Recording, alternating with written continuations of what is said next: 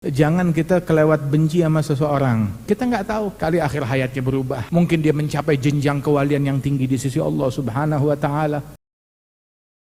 Itu Nabi Isa itu beliau dicaci maki. Dianya dicaci, ibunya dicaci, udah selesai begitu. Apa jawaban beliau? Syukran, jazakallah khair. Terima kasih, jazakallah khair. Semoga Allah membalas engkau dengan kebaikan. Itu kaum Hawariyin di sekitarnya bilang, ya Ruhullah, kamu nggak dengar kamu dicaci maki oleh mereka? Maka dijawab, hadza, yang kamu bilang mencaci maki, dia bukan mencaci maki saya. Dia itu nyumbang buat saya. Hadza anfaqa ma indah wa anfaqtu ma indi. Dia nyumbang, kebetulan yang dia sumbang apa yang dia punya. Yang dia punya cacian makian, dan yang saya punya doa, syukur, terima kasih. Masing-masing menginfakkan apa yang dia punya. Wa kullu ina'in billadzi fihi yandahu. Setiap wadah memercikkan isinya. Yang isinya susu keluar susu. Tapi isinya comberan, kotoran, ya keluar comberan, kotoran. Masing-masing wadah memercikan isinya. Ini nih kisah Nabi Isa, kita lihat pada diri guru kita Al-Habib Abdul Qadir bin Ahmad As-Saggaf. Di majelis, tahu-tahu ada penyusup masuk dengan jenggotnya yang lebat. Dia masuk ke tengah-tengah majelis langsung mencaci maki. Dicaci maki, Habib Abdul Qadir dicaci maki, Habib Abu Bakar Masyhur ada di situ caci maki semuanya. Dia nistakan majelis, rumahnya orang, acaranya orang. Dia caci maki. Udah selesai, jalan begitu. Al-Habib Abu Bakar geram, marah. Al-Habib Abdul Qadir cuma bilang syukran, jazakallah khair. Kalau sudah majelis kita udah selesai, nggak perlu ditambahin apa-apa lagi, tutup majelis. Besok malamnya Habib Abu Bakar Masyhur datang ke Habib Abdul Qadir, bawa map, bilang ya Habib, naam ya Abu Bakar, coba tolong lihat ini. Tanya apa ini? Ini jawaban untuk menjawab fitnah dan tuduhan orang yang menistakan majelis kita kemarin. Ini jawaban dari Quran, dari hadis, dari pendapat ulama. Langsung saya begadang malam-malam tuh bikin kitab untuk ngejawab tuh orang. Habib Abdul Qadir bilang, ya Abu Bakar, orang yang kemarin udah saya jawab. Loh sudah Habib, sudah. Udah bikin jawabannya, sudah. Saya udah bikin jawabannya, udah saya serahkan ke dia. Mana ada? Langsung di majelis. Apa jawabannya? Saya bilang syukran. Saya bilang terima kasih. Itu jawaban saya. Kenapa kurang jawaban saya? Itu udah lebih dari jawaban. Diam Habib Abu Bakar. Khalas, cukup. Saya udah ngasih jawaban ke dia, itu udah lebih dari segalanya, lebih dari kitab, lebih dari buku. Kenapa jawabannya? Praktek akhlak. Praktek akhlak. Mana tuh orang? Kita nggak kenal. Dulu juga nggak ada orang yang tukang provokator, tukang nyebar-nyebarin begitu. Nggak ada yang nyebar-nyebarin begitu. Subhanallah. Kita nggak kenal, kita nggak tahu. Itu orang Padam, sebutan Habib Abdul Qadir sampai sekarang masih disebut. Sampai ini malam, wa ila yaumil qiyamah bakalan disebut. Zamannya Nabi Muhammad, emang nggak ada orang yang tukang caci maki Nabi? Banyak syair dibuat, digubah untuk mencaci Nabi Muhammad. Tapi sahabat Nabi bukan orang provokator yang dengan dalih membela Nabi, menyalin itu tulisan, terus dibawa ke Nabi, disebarin kemana-mana untuk provokasi umat. Enggak, dibiarin, enggak dibawa, enggak diulang, enggak disebut. Rasulullah, ada orang buat syair mencaci engkau, ini bunyi syairnya, diapalin.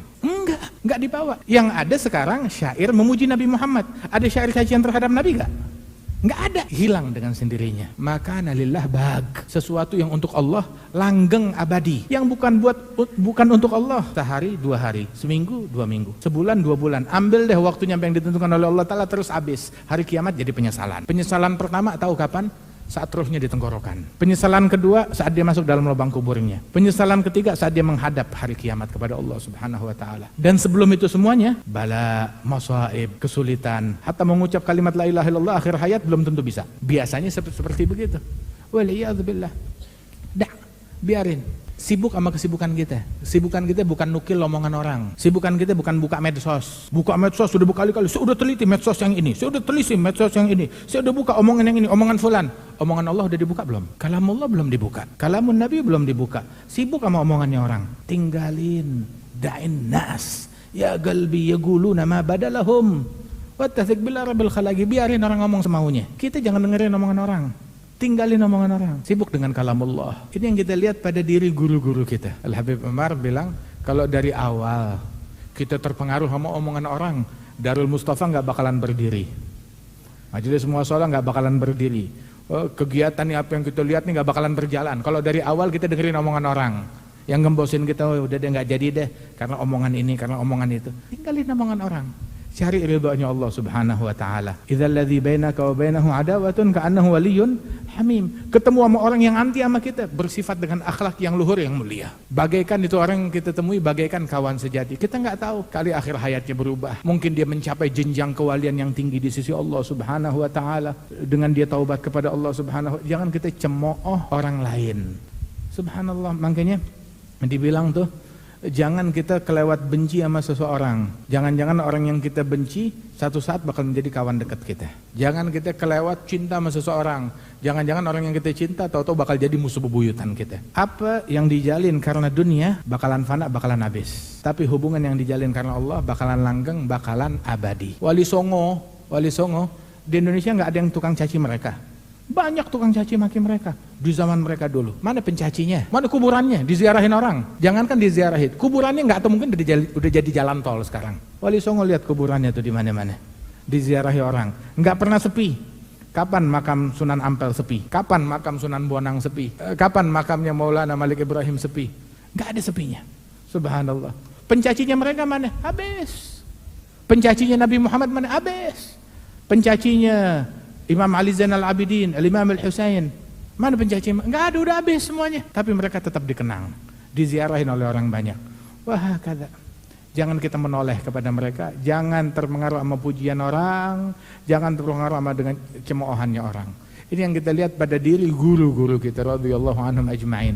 Mudah-mudahan kita bisa jalan di jalannya mereka, kita menempuh jalannya mereka, jalan kesucian, jalan keselamatan, jalan kebersihan hati. Amin ya rabbal alamin.